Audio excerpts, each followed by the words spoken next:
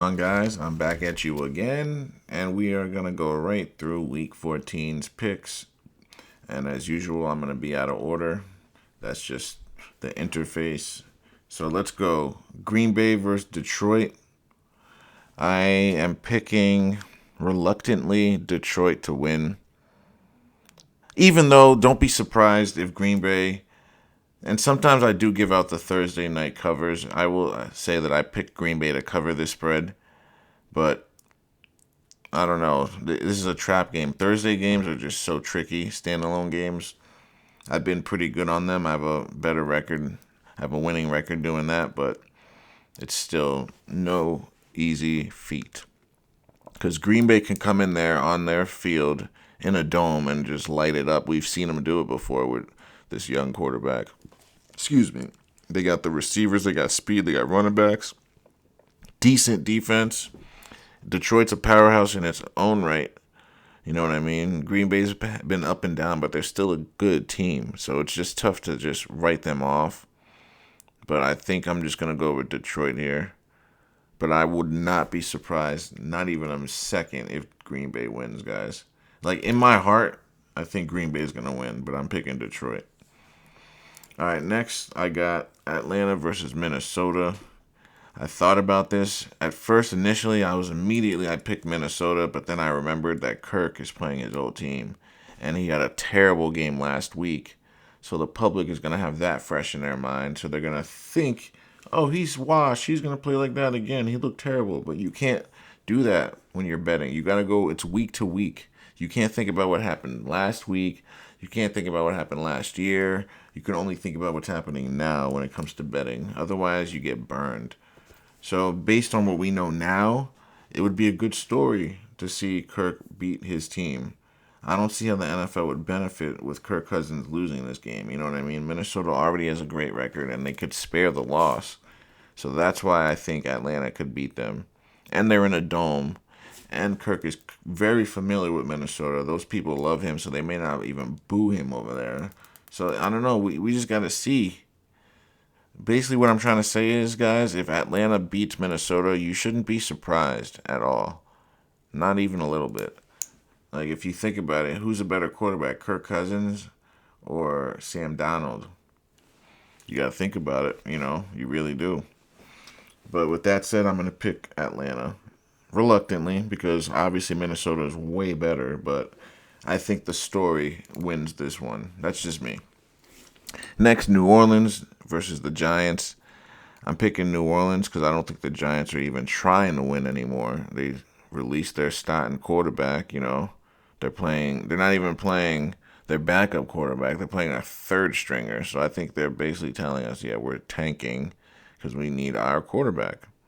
So I'm picking New Orleans to win. New Orleans, they need to win games or people are going to get fired. They're not going to let this coaching staff lose out again and say, oh, yeah, we're going to run it back. Nah, ain't going to happen for the Saints. They're going to have to all turn it around and win all these games and keep their jobs or lose a few more and be fired at the end of the year. And we start a new coaching cycle.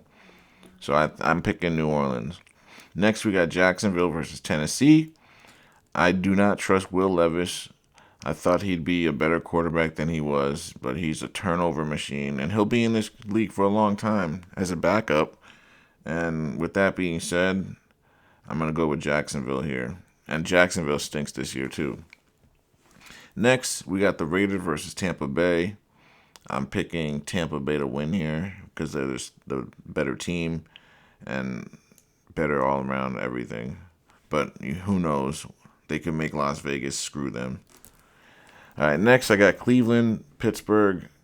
I picked Cleveland here because Pittsburgh has been rolling and things have been going well. They won their game last week, right? And Cleveland lost last week, so people are going to go based off that.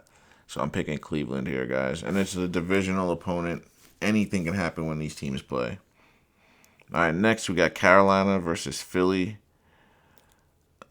I'm picking Philly, but if Carolina wins, that just shows you the NFL is out for blood.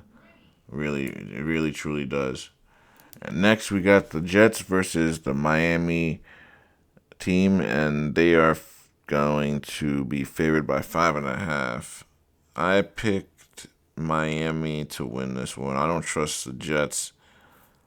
Every time I pick them, they shit the bed, and when I don't pick them, they win. So they're probably gonna win this game. But either way, I'm picking Miami. Next, we got Seattle versus Arizona. The public was loving Seattle here, but I like Arizona. Next, we got the Bills versus the Rams. Everyone's going to be high on the Bills, but guess what? The Rams are a capable team. They're not great right now. They're still finding themselves, but this team is capable of coming to any field and whooping anyone's ass. I think the Bills are riding high, and the Rams just won their game last week, and I think they could sneak out a win here. I picked the Rams to win, guys. I know it's a stretch, but they're home. Who knows? Anything can happen. Sean McVay. I like the Rams coach more than the Bills coach. I'll tell you that much. You know what I mean? But I don't know. We just got to see how it plays out. The Rams actually have more weapons, but the problem is Josh Allen. They let him run like a freight train and do whatever he wants back there. So you just don't know. So with that being said, I'm gonna pick the Rams and just deal with the aftermath.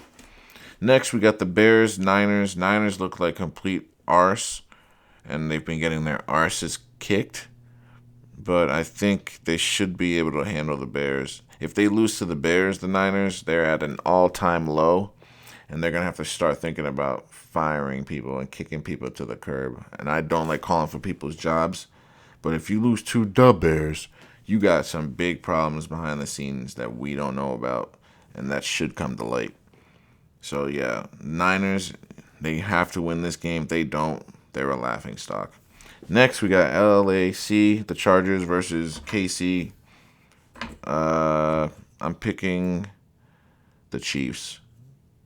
I like Jim Harbaugh. Great story, great everything, but this team's just not ready, man. They don't have enough on offense. They still need like another draft or two, and they need a draft, free agency, and another draft and free agency. So they need like 2 more years, and they'll be a contender with Jim. Then by then, in 2 years, Jim will be able to gut that team and get the team the way he wants it to look, not just taking in someone's team and trying to make it work. It's gonna be, all right. You got free reigns, make them how you want. So with that being said, yeah, we're gonna stick with KC. Next and least is Cincy versus Dallas. Dallas down their starting quarterback. Cincy, Joe B, rough year. Great stats, but the wins have not translated. So Cincy won't be making the playoffs. One could say them winning doesn't make sense, but both teams can say that honestly. So it's going to be a dogfight of 2 shitty teams. I think Cincy wins because they have more weapons and a quarterback. But who knows? They could have Joe B get hurt or play like crap and have the Cowboys look like the best team in the league for that game. Who knows? It's a standalone game, but I'm picking Cincy, and that's how I'm going to keep it, guys. Thanks for watching, and don't forget to join me next week.